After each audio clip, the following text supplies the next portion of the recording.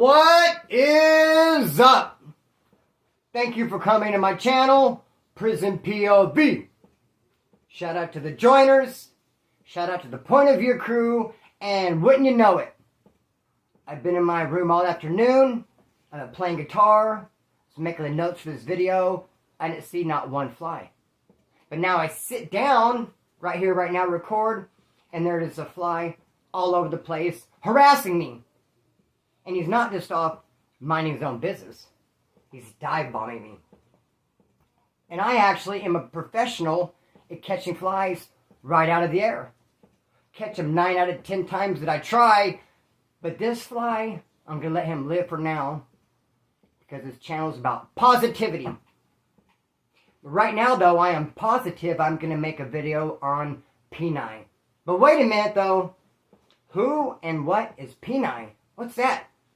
So it's PEN1, or Public Enemy Number 1, or PDS, which stands for P9 Death Squad, and it is a skinhead clique of the racist variety.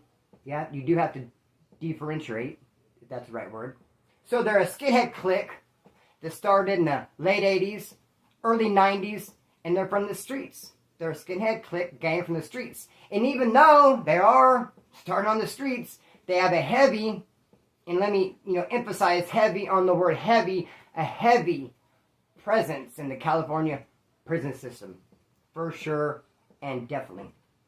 And so let me just start by saying, though, that when I first started doing time, I caught my first term in 2000, the prison system was a buzz. The prison grapevine was just a buzz about PEN1 and this whole cha-cha they pulled off.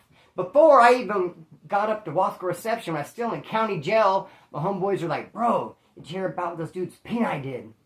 And I'm like, no, I haven't heard. And they told me, I'm like, damn. Next thing you know, I myself am at Wasco reception like, "Hey, homeboy, hear about those dudes PEN1 did?" Because it was just that crazy. Now, it started out as a just straight up prison hit. Plain and simple. And it went like this. You have a founding member. A founding and a high-ranking member named Popeye. And he just gets out of prison. He's just fresh out of Wasco. Nevertheless, though, he finds himself in a van with this dude from the Lads. Lads is LA Death Squad. I believe there's some sort of punk rock skateboarder clique. Some sort of punk rock little clique. Not sure. Lads, LA Death Squad. I don't know much about them. But I do know that Popeye from PEN1 had one of their dudes hemmed up in a van. Because this dude was in trouble. Word got around he was snitching. And snitches get stitches. And so Popeye was not by himself, though. Oh, no. He had another high-ranking founding member in the van with him named Nick Rizzo, who goes by Droopy. So you have Popeye and Droopy with this dude from the Lads who's in trouble, hemmed up, and they start going to town. They start poking holes. There's also a third member, no, not a third member, not a member of PEN1, a third guy, a third person in the van with them, who we'll just refer to as third person in the van. Not a member of PEN1, he's there though. 3 of them there. They start going to town on this dude, homeboy. Swiss cheese on his, putting the Swiss cheese treatment on him, and they push him out of the van. Okay, but that's not where the story stops though. Oh no, it gets way crazier than that. Because dude ends up surviving. He ends up pointing out who did that to him. So they go snatch up Nick Rizzo, Droopy. They go snatch up Popeye and they arrest him. But the craziest part about it, though, is that Nick Rizzo is able to bail out of jail, bail out of Orange County jail on like attempted murder and all these charges with a fake cashier's check for the amount of $500,000. Damn, that's a major flex. Can you imagine? I mean, I'd be giving him a round of applause. I'd be giving him a perfect 10 if he was able to bail out with a fake $50,000 check. But a fake $500,000. Here you go. Oh, thumbprint? Yeah, sure, no problem. Yeah, I got it from my grandma gave it to me. I don't know how he pulled it off, homeboy. He pulled it off and he bailed out.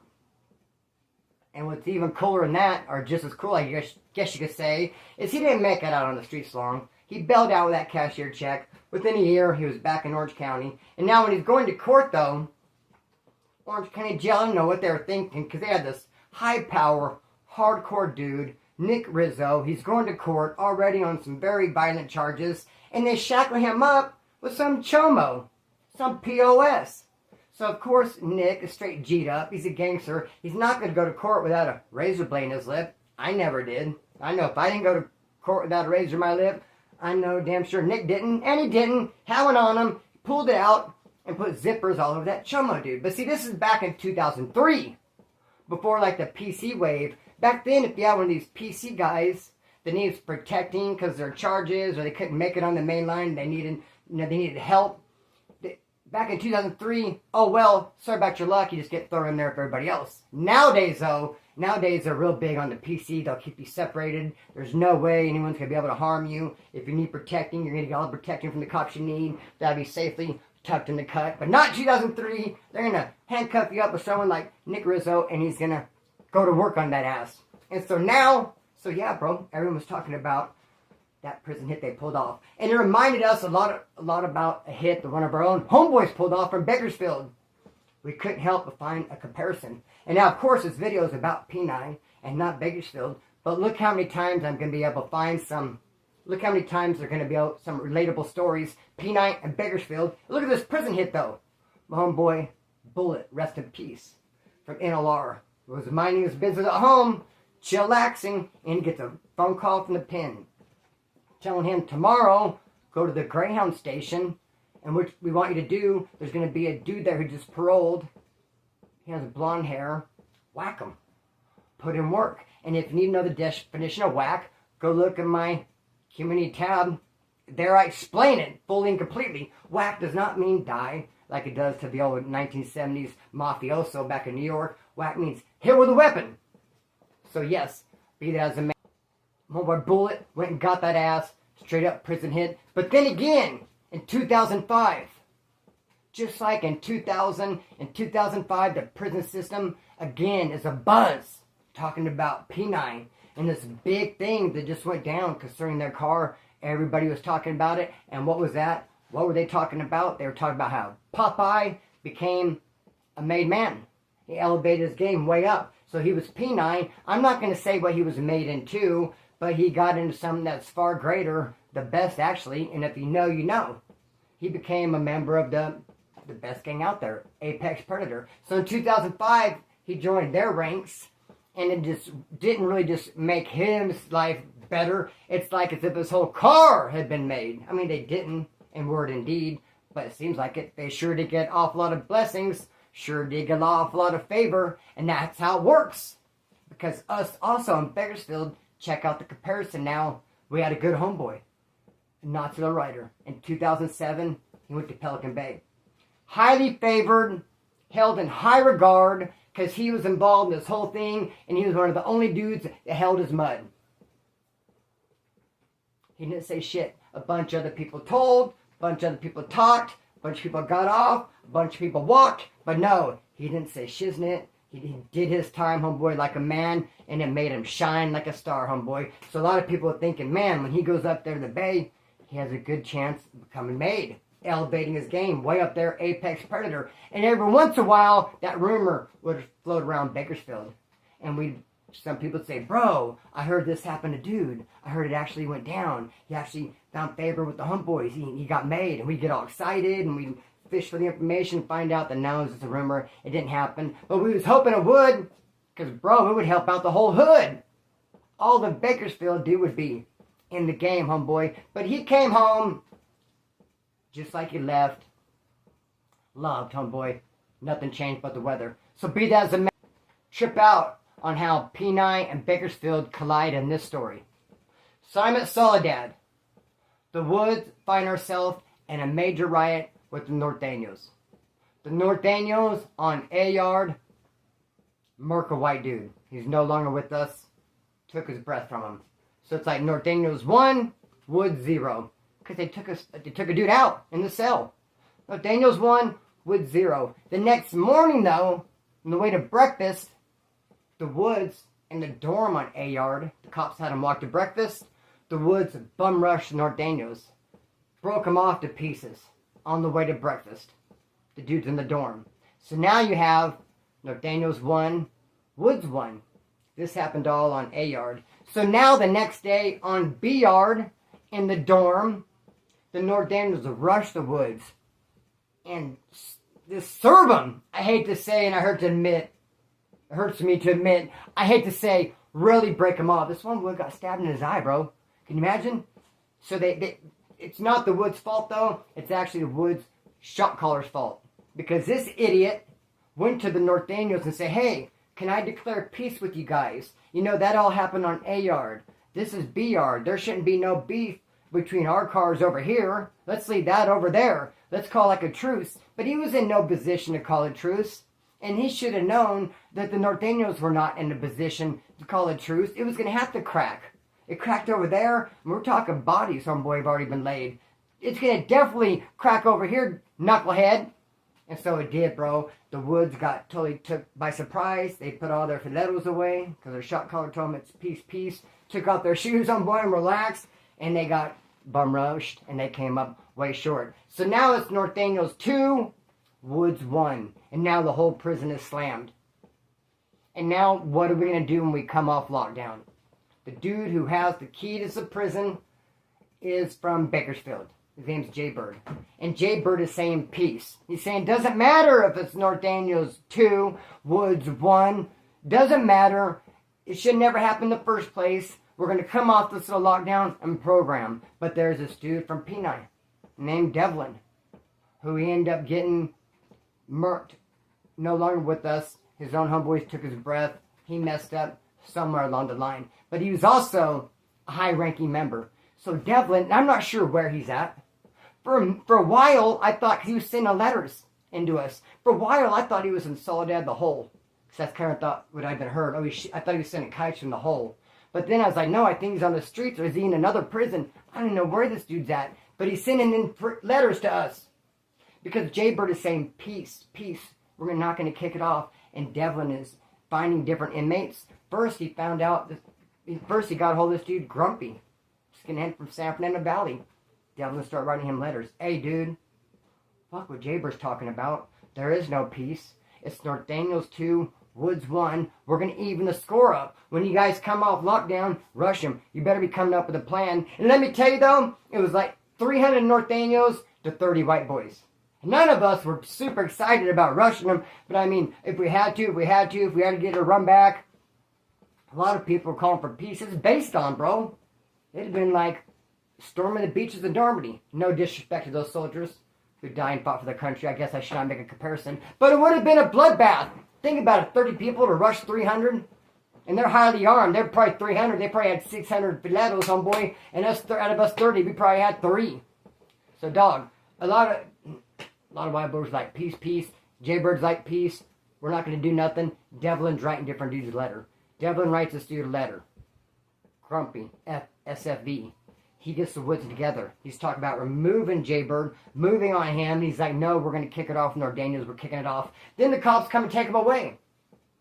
They were like, okay. Then Devlin, I don't know how he's doing it, starts writing another inmate. Start writing this dude, Chris, from OCS. From the streets, a three-way. Now Chris from OCS is getting letters from this dude, PEN1, saying, hey, no. I was talking to a dude from SFE. I guess he got snatched up. He's in the hole now. But forget what Jay Bird's talking about. Matter of fact, remove Jay Bird. You guys need to go ahead and push through, take out the North Daniels. So Chris is like, okay, we're going to take out the North Daniels. And then guess what? The cops come and take him away. Then they put some other dude in charge. Devlin starts writing that dude. It was the craziest thing, bro. To once a week have a white boy taken, our leadership taken, and to have some mysterious dude who I don't know where he's at or what's going on, dropping all these letters into our main line, into our group saying, this is how it's going to be. And everyone's listening to him. That was the crazy part about it. And what I was tripping on is Jay Bird is from Bakersfield. He's the one saying, peace, peace. I'm his only homeboy. I'm the only dude there from Bakersfield. And Jay Bird's cell's right across your mind. I was waiting for them to be like, mail call, me to get a letter, be from this dude Devlin, say, hey, Splinter. Nice to meet you. Jay Bird's all bad. Take him out. I know it's your homeboy. He's across from you. Get him. I was waiting for that letter to come. But maybe he figured out, and rightly so, that I would have been loyal to my homeboy. I'm just not going to move just because I get some letter from somebody. I will move on my homeboy if I have to. I've proven that. But not just based on, I'm giving up a little bit too much for now. But be that as it may, it was a crazy scene. I ended up getting snatched up and taken to Arizona. Trip on this. I had this homegirl named Kim. Good homegirl of mine. She's from Bakersfield. She had an apartment, car, cool little job. All of a sudden, though, she upped and packed. She said she was going to San Diego from Bakersfield because a guy there offered her a job walking a dog for $3,000 a week. Homegirl Kim just going to up and pack. Just leave. Take a couple things, that whatever she could fit in her car, and just bounce. Quit her job, leave her apartment, bye to her family, just based off some dude on Facebook saying, yeah, walk my dog for $3,000 a week. She left. I'm like, it's a bad idea. You'll be back. Some fishy about this whole thing. So she goes, though. She's all excited about it. When she gets there, the dog she's supposed to walk ends up being the dude. He's a weirdo. He's like, you here to walk the dog? Gets down on all fours, has a collar and a leash. Like, let's go. There's $3,000 on the table. Like, I am going to break you off the $3,000, but nevertheless, you're walking me every day. Just a straight out weirdo. And, bro, she couldn't hang. I don't think anybody could. Except for me. I was like, $3,000? I'll walk them up. Hey, don't pee right there. I don't, $3,000. Yeah. Anyways, she leaves. She doesn't have no money now. She sold all her stuff, and she went there, stuff she had all, and it's just all bad. She lost her apartment, lost her job. She's coming back broke, and like dude scammed her. She didn't get $3,000. She's all sad. She ends up calling me though. Hey, I'm with this dude from PEN1. I ran out of gas in the rain. He saved me. Come running up on like a white horse. He's my savior. Everything's gonna be great again. The sun is shining. He's coming to Bakersfield with me. Filled up the tank. I'm right away thinking, nah, it ain't some dude from PEN1. He's false claiming. He's bring him here. I'm going to have to beat up some dude for claiming something he's not. I'm like, who is this J-Cat? Where'd you find this guy? I'm like, don't pick up hitchhikers. Don't feed the animals. What are you doing with this dude? Because she's my homegirl. And I'm like, first, you got caught up with the dog walking guy. Now this dude's supposed to PEN1. You're just going to let him in your car? Be that as it may, homeboy. She brings him to Bakersfield, comes up to where we're all at. And this dude's just blasted. He is PEN1. He has his PEN1 on his forehead, on his neck, on his chest, on his stomach, just everywhere. He's legit. Tells me his name, heard of him. He dropped some more names, heard of everybody, all the names he dropped. He's legit and certified. It's like, how'd you find this dude? He's like, oh, I went over to do this. I couldn't do that. Boom, end up bumping your homegirl. We're getting married. We're in love. So we start running amok. This dude is off the hook. Way crazier than me. I'm like saying, dude, can you bring it down a notch? You're a little bit too crazy. I don't want you to outshine me in my own town. Shouldn't I be the one kicking in the door if we go get hit a little lick? How come you have to be the one doing all the growling, and I feel like I'm just, I'm bringing up the rear, brother, for lack of a better word. Let me shine. Let me stand out, dude. Quit being so crazy. We went to a gas station. He said some dude was talking shit to him. I don't think the dude was, and he just cracked him right in the dude's face. Dude fell down, and now dude from PEN1's hands all busted up, all swollen. I'm like, that'll get in the slowest roll. Now maybe I could shine and just, homeboy, now I could roar, brother, make my presence known. I'm going to put it down for the town, dude, because, you know what I'm saying? Now this is how it's going to be. And then, no, he's acting all crazy. I'm like, bro, calm down, your hand. Because he's starting to fight with another guy. I was like, Charlie Holmes, your hand. He goes, dude, I'll use my knees and elbows. I was like, you are a straight motherfucking folio, aren't you? Hey, tranquilo. You ever heard of that? So I ran around this fool for a little bit, and dude, it took me a while to admit it, but finally I came to terms with it. I couldn't keep up. I had to tap out. Bro, I break it down. I want to go to sleep. You're way crazier than me. He's talking about doing stuff, and he's not even through telling me what he wants to do, and I'm like, no, I veto that. There's so many red flags, there's so many, first of all, you're bringing up things that have, 20-year mandatory sentences attached to him. I'm cool. I'm, petty theft. I'm like, let's go there and steal that generator. And he's like, no, let's go and do this. And I'm like, whoa, no! So, bro, one morning we woke up, he was gone, and I actually ended up reading about him in the paper, and he's doing a life sentence. And I knew he was heading for one, and he didn't try to take me down with him. But, bro, circumstances did. If I would have hung out much longer, I'd be right there with him doing life. But I knew better than that. Bro, I can only do so much, dog. I can't run level 10. I can go about 8.5 maybe. 10, though, never that. With that being said, I'm going to cut the string and let it fly. And I don't think if I mentioned at the beginning of this video, I didn't say where PEN1 was from. Because I don't want to get into where they're from. Because the next video, the backup video to this, I'm going to explain why there's no PEN1 chapter in Bakersfield. They're over here and they're over here, not in Bakersfield. Why is that? There's a story to it, and we're going to get to the bottom of it. I'm going to cut the string and let it fly. Peace!